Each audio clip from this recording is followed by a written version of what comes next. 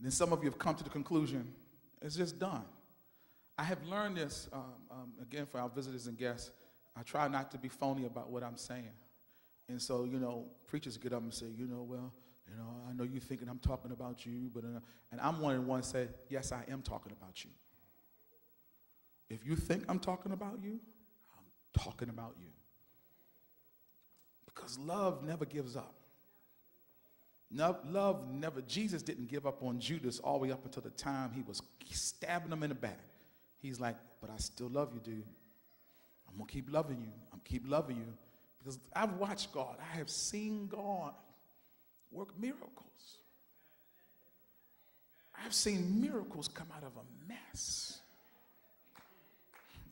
Y'all, you don't understand the intensity of what I'm trying to say to you. I'm opening up myself to you. My own life, my marriage, my wife and I, we are a living example of what God can do.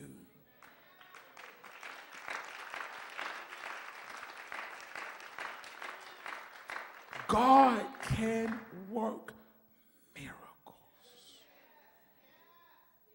Shante Karamasa. I can't preach any harder than I'm preaching now because I want you to hear this. There's a moment when you find yourself where you like, that's the disciples like, oh, no, this is too much for us. Anybody ever say that? This is too much for me. I can't do this anymore. I love you, but I just can't do this anymore. I'm done. I'm through. Some of you have said it about church. Some of you said it about your marriage. It's about your relationships. And I promise you, and you're saying, well, all the single folk, well, this ain't got nothing to do with me. It's going to help you later on. So you better listen to what I'm telling you. Here's what happens. And then, you know what? When they go to Jesus with an answer and not for help. They go to Jesus and said, we can't feed all these people. It's useless. Send them away. That means they go to Jesus asking for permission to get divorced.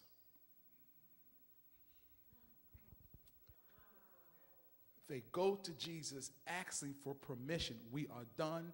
Nothing else that we can do. We've tried everything we knew to try. Sorry, it's like it is. Done. Finish. We want a divorce. Jesus says to them, that's your problem. Jesus says to them, you created this problem. That's what he said to them. He said, you should have seen this coming. He said, I was doing what I needed to do, but you ignored the signs while they were there. You knew you had all these people here.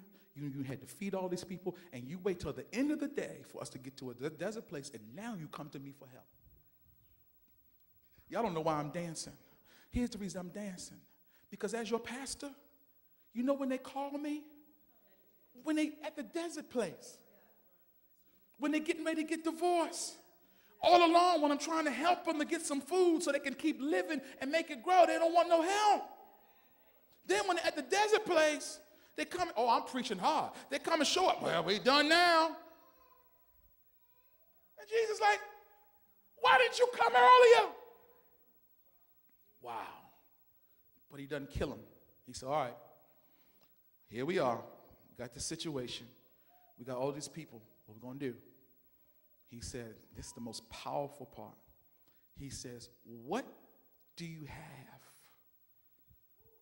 My God. He says, what do you have? Go and see. It amazes me in this text how there were about 20,000 people. And they had to search through all of those people, and all they came up with was 2 fish and 5 loaves. And when they brought it, they said, what is so little among so many? Please hear the passion of what I'm saying. What the Lord is saying, what do you have left? What little bit do you have left? Try to find the little bit that you have left. Go and find it. I don't care how hard it is. I don't care how difficult it is. I don't care how much work you got to put. Remember why you loved him in the first place. Remember why you loved her in the first place. Remember remember what you were looking for. Don't let the overwhelming situation blind your mind from seeing what you got, because I promise you, you got something. You got something. You wouldn't be together if you didn't have something. You got something.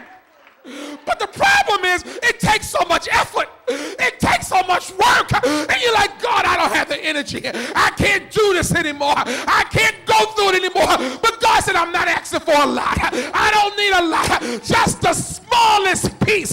Bring it back to